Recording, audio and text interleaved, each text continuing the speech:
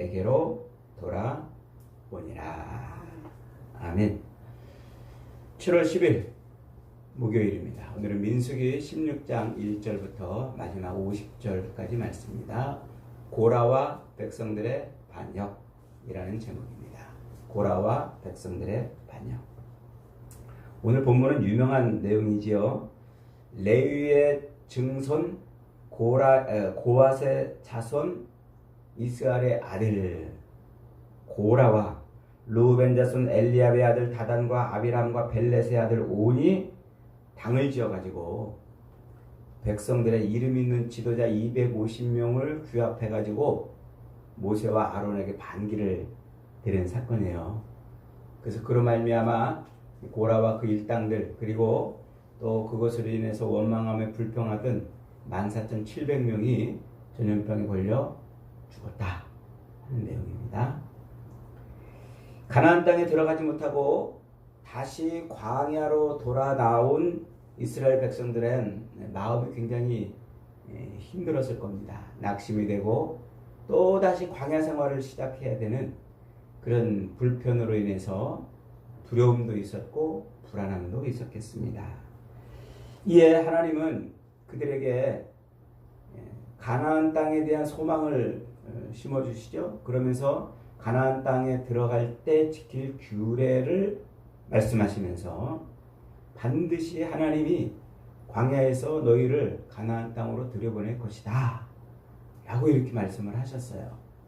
그래서 이스라엘 백성들은 다시 광야로 돌아 나오지만 가나안 땅에 대한 소망으로 충만한 삶을 살아야 했습니다.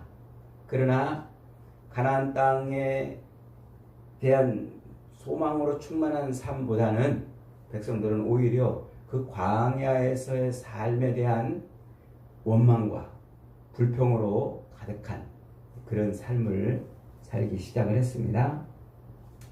결국 그 일이 반역으로 이어지는 거예요. 그래서 고라와 다단과 아비라는 사람, 이 사람이 지휘관 250명을 규합해가지고 모세와 아론에게 대응을 합니다. 야, 하나님 이 온 이스라엘 백성들은 다 거룩하고 하나님이 다 이스라엘 백성들 한 사람 한 사람과 다 이렇게 만나 주시는데 왜 너희만 특별히 너희가 백성들 위에 서 가지고 너네들이 하나님을 직접 대면하는 자들이라고 그러느냐 라는 거지요. 그래서 우리도 얼마든지 하나님의 말씀을 들을 수 있는 자들인데 왜 니네만 하나님 말씀을 듣는 것처럼 말해가지고 우리에게 이렇게 명령하느냐 이 말이에요. 그러니까 지금 다시 광야로 쏟아져 나온 그들의 이 삶이 광야 생활에 대한 불만으로 나타나면서 이게 진짜 하나님이 하시는 것인가? 이게 하나님이 우리에게 말씀하신 것인가? 하는 그런 회의감, 그런 불신앙이 섞여 있는 것이죠. 그러자 모세가 고라와 그 레위인들을 책망하죠. 야, 너희가 하나님 앞에 거룩하게 되어서 성막에서 백성들을 대신해서 회막의 일을 하는 것이 그게 작은 일인 줄 알고 이렇게 너희가 하나님을 대면하는 제사장의 직분을 탐하느냐고 책망을 해요. 그러면서 고라와 그 백성들에게 뭐라고 말합니까? 향로를 하나씩 가져다가 불을 담고 그 향로를 여호와 앞에 제단에 가져와라 이렇게 명령을 합니다. 그러면서 이제 그 향로를 가지고 분향을 하는 자들에게 누가 진짜 하나님의 거룩한 자인지 하나님 앞에 나올 수 있는 자인지 아무런 제약 없이 하나님을 만날 수 있는 하나님의 선택된 제사장인지를 누가 그런 사람인지를 하나님이 보여주실 것이다 이렇게 말씀하죠. 그리고서 모세 앞에 나오지 않았던 다른 자손들, 다른 백성들을 다단과 아비람을 이제 찾아갑니다. 찾아갔더니 그들이 모세에게 뭐라고 말합니까? 13절에 네가 우리를 젖과 꿀이 흐르는 땅에서 이끌어내어 광야에서 죽이려 하면 어찌 된 것이냐. 네가 스스로 우리 위에 왕이 되어가지고 그런 일을 하는 것이냐. 이뿐 아니라 네가 우리를 젖과 꿀이 흐르는 땅으로 인도하여 드리지 아니하고 밭과 포도원도 우리에게 기업으로 주지 아니하였으니 네가 사람들의 눈을 속여가지고 우리 위에 지도자가 되려는 것이구나. 그러면서 모세를 대하여 따집니다. 그 말 속에는 광야 생활에 대한 원망과 불평이 가득 차 있는 거예요. 지금 이들이 젖과 꿀이 흐르는 땅에서 우리를 꺼내왔다, 이 말은 애굽 땅을 젖과 꿀이 흐르는 땅이라고 지금 표현하고 있는 것입니다. 그래서 이 광야 생활, 다시 이 광야에서 생활하는 이 생활은 이제 지겹다는 거예요. 다시 그 젖과 꿀이 흐르는 땅으로 돌아가고 싶다, 이 말을 지금 하고 있는 거예요. 그러면서 모세와 아론을 끌어내리고 새로운 지도자를 세워서 혹은 자신들이 지도자가 되어서 다시 애굽의 삶으로 돌아가겠다는 것이죠. 그 이튿날 모세는 고라와 반역자들에게 여호와의 회막문 앞으로 나오도록 향로를 가져오게 했습니다. 그리고서는 딱 준비를 하니까 하나님이 모세와 아론에게 그들을 떠나라고 말씀하십니다. 그들에게 하나님이 진노를 내려서 순식간에 이들을 다 멸하시겠다고 말씀하시는 거예요. 그러자 모세와 아론이 뭐라고 말합니까? 22절에 두 사람이 엎드려 이르되 하나님이여 모든 육체의 생명의 하나님이여 한 사람이 범죄하였거늘 온 회중에게 진노하시나이까. 그 기도를 듣고 하나님이 온 백성들을 멸하시는 것을 또 참으셨어요. 참으시고서는 이제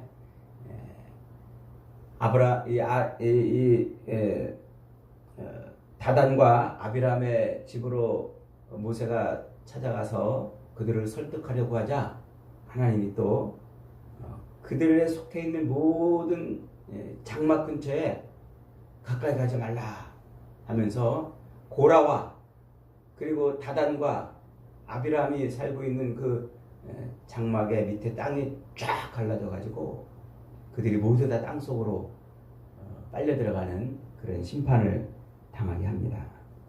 그래서 고라와 다단과 아비람과 그들의 집에 속한 모든 사람과 재물이 다 순식간에 땅속으로 꺼져버렸습니다. 그때 그런 일이 이 고라와 다단과 아비람의 장막에서 벌어지고 있는 그때에 회막문 앞에 분향단을 갖고 있던 사람들 위에 불이 내려가지고 모두가 다 250명 모두가 다 불 다 죽었습니다. 그러자 하나님께서 모세에게 그 분향단, 사람은 죽고 남아있는 그 분향단에 불을 쏟아서 버리고 그 분향단을 이렇게 철판 펴가지고 편철로 만들어서 번제단에게 붙이라, 번제단에 붙여놔라, 이렇게 말씀하시죠. 그래서 모세가 엘리야살에게 그 일을 맡겨서 번제단에 그 250명의 분향단을 다 펴가지고 철판으로 만들어서 번제단에 붙여놨습니다. 그렇게 붙여놓은 이유는 아무나 함부로 그 하나님 앞에 분향하러 나오면 죽임을 당한다는 표식으로 그렇게 삼아 놓은 것이죠. 자, 그렇게 해서 이제 하나님께서 고라와 그 백성들의 반역을 하나님이 심판을 하셨어요. 그 이튿날 그 고라와 그리고 다단과 아비람이 그렇게 하나님의 심판으로 또 250명이 하나님의 심판으로 죽었다는 얘기를 듣고 백성들이 갑자기 막 들고 일어났어요. 원망을 하면서. 그러면서 너희가 하나님의 사람을 죽음으로 내몰았다, 막 그렇게 이제 따지면서 모세와 아론을 향해서 달려들었어요. 그때 하나님의 영광이 회막 가운데 쫙 나타나죠. 그러면서 또 아론과 모세에게 그 백성 중에서 떠나라 하고 이렇게 말씀을 하십니다. 그때 갑자기 모세가 아론에게 당신 빨리 가서 회막에 들어가서 분향단을 가져다가 번제단에 불을 담아가지고 요 백성들 앞에 와서 빨리 속죄의 분향을 드리라 하고 명령을 합니다. 그래서 얼른 아론이 회막으로 달려가서 분향단을 가져다가 번제단에 불을 담고 그리고 이제 백성들 앞에 섰어요. 그 사이에 벌써 사람들이 14,700명이나 전염병으로 죽어버렸어요. 그렇게 사람들이 죽어나갔고 또 아직 살아있는 사람들 사이로 아론이 끼어들어가지고 하나님 앞에 이 속죄의 번제를 속죄의 분향을 드리니까 연병이 멈추고 전염병이 멈추고 더 이상 이제 사람들이 죽지 않았다. 이게 오늘 이야기의 전체 이야기입니다.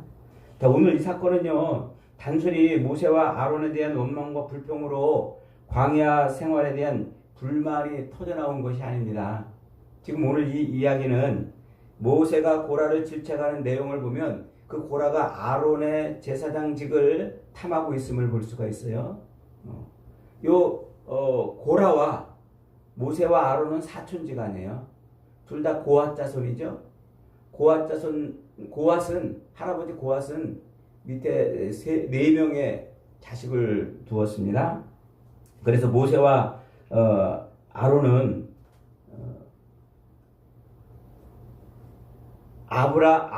아므람이라는 사람 밑에서 모세와 아론이 낳고 또 이스할, 헤브론, 죄송합니다. 제가 헷갈렸습니다. 고앗에게는 아므람과 이스할과 헤브론과 우시엘이라는 이 4명의 아들이 있었는데 이 아므람에게서는 아론과 모세가 나왔어요. 그리고 둘째 이스할에게서는 고라와 네벡과 시그리가 낳고 셋째 우시엘에게서는 미사엘과 엘사바과 시드리가 낳고 막내 무라리에게서는 말리와 무시가 낳습니다. 그러니까 첫째 아므람에게서 낳은 장자가 누구냐면 아론이에요. 둘째 이스할에게서 낳은 장자가 누구냐면 고라예요. 세 번째 우시엘에게서 낳은 장자가 누구냐면 미사엘이에요. 그러니까 첫째와 둘째에게서 낳은 그 장자들은 아론은 대제사장이 됐고 우시엘은 레위 지파의 총 두령이 됐어요. 근데 둘째에게서 난 요 고라, 자기도 장자인데 자기는 아무 직분을 받지 못한 거예요. 그러니까 자기도 장자이기 때문에 뭔가 직분을 얻어야 된다는 요 마음이 생겨서 제사장의 직분을 탐했던 것이죠. 그 다음에 이제 다단과 아비람은 모세를 대항하여 이렇게 말하잖아요. 네가 우리를 젖과 꿀이 흐르는 땅에서 꺼내가지고 다시 광야로 이렇게 돌아다니게 하는데 우리 다시 젖과 꿀이 흐르는 땅으로 돌아가겠다 이렇게 말해요. 젖과 꿀이 흐르는 땅이라는 말은 고대 사람들이 쓰던 관용어예요. 신이 복을 내려서 풍요로운 땅, 이게 젖과 꿀이 흐르는 땅이라는 의미예요. 그래서 땅이 비옥하고 소산물이 풍성한 이 땅을 일컬을 때 신이 복을 주어서 풍성한 땅, 이런 의미로 그렇게 젖과 꿀이 흐르는 땅이라고 쓰고 있는데 성경에서 그 이야기가 처음 나온 곳이 어디냐면 출애굽기 3장 8절에 나와요. 하나님이 모세를 불렀어요. 모세를 불러서 야 모세야, 내가 저 애굽에서 고통받고 있는 내 백성들을 꺼내가지고 젖과 꿀이 흐르는 땅으로 들여보내겠다. 그곳에 살고 있는 이 7 족속들이 그곳에 살고 있지만 내가 그 땅을 젖과 꿀이 흐르는 땅으로 만들어주겠다. 이렇게 말씀하세요.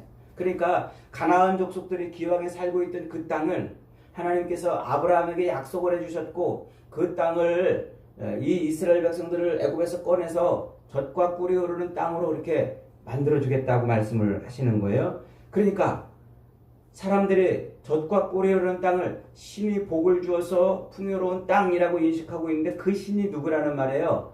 하나님이라고 모세에게 가르쳐주고 있는 거예요. 그래서 하나님께서 그 땅에 복을 주어서 이스라엘 백성들로 하여금 풍요로운 삶을 살게 해주겠다라고 말씀을 하는 것이죠. 그런데 신명기 11장 9절로 17절에 보면 모세가 입을 벌려서 그 가나안 땅을 뭐라고 소개하냐면 너희 조상들에게 맹세하여 그들과 그들의 후손에게 주리라고 한 젖과 꿀이 흐르는 땅에서 너희 날이 장구하리라 이렇게 말씀을 하세요. 그러면서 연초부터 연말까지 여호와의 눈이 항상 그 위에 있을 것이다 이렇게 말해요. 여호와의 눈이, 그 여호와의 눈은 샘물을 의미합니다. 샘물. 그러니까 하나님이 이른 비와 늦은 비를 늘 주시고 풍성한 물이 흐르는 땅으로 만들어서 이스라엘 백성들을 풍요롭게 살게 해주겠다고 이렇게 말씀을 하고 있는 거예요. 그러니까 사람들이 알고 있던 그 신이 축복해서 풍요로운 그 땅을 하나님은 그 신이 여호와 하나님이고 그리고 그 땅을 내가 늘 그렇게 풍요로운 물이 흐르는 그런 땅으로 만들어주겠다. 이 얘기를 하는 거예요. 그런데 지금 요 다단과 아비람은 뭐라고 그러는 거라고요? 젖과 꿀이 흐르는 땅을 애굽이라고 말하고 있는 거예요. 애굽이라고. 그러니까 이 말은 무슨 말이냐면 좀 복잡합니다만 이들이 애굽에서 나와가지고 시내산 밑에서 1년 반 전에 언약을 체결했잖아요. 모든 백성이 다 하나님 앞에 언약을 체결하고 우리는 하나님의 백성이 되겠습니다. 하나님 말씀에 순종하겠습니다. 그리고 언약을 체결하고 율법을 받고 성막을 받고 이렇게 광야로 나왔잖아요. 지금 이 언약을 파괴하고 있는 거예요. 하나님이 우리의 신이 아니라는 거예요. 애굽이 젖과 꿀이 흐르는 땅이고 그 땅 애굽에서 애굽의 신들이 그 땅을 풍요롭게 했기 때문에 우리 글리 다시 돌아가겠다는 거예요. 시내산에서 1년 6개월 전에 언약을 맺었던 그 언약 전으로 돌아가겠다는 거예요. 하나님과의 언약을 파기하고 언약과 상관없는 옛생활로 다시 돌아가겠다는 거예요. 이게 하나님을 반역하는 일이죠. 하나님과의 언약을 파기하고 하나님이 아닌 다른 신이 축복하는 그 땅에 가서 살겠다는 것은 이게 하나님께 반역을 하는 의미다 이거예요. 이 이야기가 내포하고 있는 게 뭡니까? 이게 마태복음 21장에서 예수님이 포도원 비유를 하시잖아요. 한 포도원 주인이 포도원을 가꾸다가 종들에게 맡기고 먼 타국으로 갔어요. 그리고서는 종들을 보내서 세금을 받으려고 했더니 이 포도원을 맡고 있는 사람들이 그 종들을 오는 족족 죽였어요. 세금을 안 내고 싶어가지고. 자기들이 그 포도원을 꿀꺽 삼키고 싶어서. 그러자 주인이 아들을 보냈어요. 그러자 이 포도원을 맡고 있던 사람들이 뭐라고요? 야, 저 아들은 저 포도원의 상속자니까 우리가 저를 죽이고서 이 포도원을 우리가 꿀꺽하자. 그렇게 반역을 일으켰는데 그 반역이 지금 바로 오늘 이 말씀이에요. 하나님이 주신 젖과 꿀이 흐르는 땅을 그건 하나님이 주시는 게 아니고 우리가 만드는 것이다. 이방 우상 신이 만들어낸 그 축복한 땅에서 우리가 젖과 꿀이 흐르는 땅을 누리겠다는 반역을 지금 하고 있는 것이죠. 그 반역자들, 제사장을 탐하고 제사장의 직분을 탐하고 반역을 일삼고 하나님과의 언약을 깨트리는 그 백성들의 모습이 지금 고라와 다단과 아비람과 온의 모습으로 등장을 하고 있는 거예요. 하나님은 그 반역을 일삼는 그 자들을 결국 다 심판하시죠. 그런 심판 속에서도 모세와 아론의 중보기도를 통해 그들을 살리시고 그런 심판 속에서도 하나님이 하나님의 은혜를 오래 참으시는 은혜를 통해 백성들을 남겨놓으신다는 이야기예요. 결국은 하나님께서 백성들이 모세와 아론의 중보를 통해서 백성들을 살리시는 이야기. 이게 지금 예수 그리스도의 그 십자가 죽으심과 그 속죄 사역을 예표하는 바로 그 그림인 겁니다. 예수님은 반역하는 자들을 위해서 십자가에 달려 죽으시죠. 그리고 그 십자가에 달려 죽으실 때에 대제사장의 직분을 감당하시면서 죽으십니다. 그래서 그 직분을 통해서 백성들이 살아나는 이야기예요. 오늘 저와 여러분들은 다 반역자들이에요. 하나님을 반역했고 언약을 깨트리고 늘 자기 욕망을 채우고 젖과 꿀이 흐르는 그것을 취하려고 그렇게 하나님의 언약을 깨트리고 살던 그런 우리를 하나님께서 십자가에 아들을 매달아 죽이시고 그 반역한 우리를 살려내시는 이야기란 말이에요. 오늘 저와 여러분은 바로 그 그리스도의 대제사장 되심, 그리고 반역자가 죽어야 될 그 십자가에 대신 달려 죽으심으로 우리가 살아났다 하는 것입니다. 여러분, 광야 생활은 그걸 기억하는 생활이에요. 아, 우리는 하나님의 은혜로 살아난 자들이구나.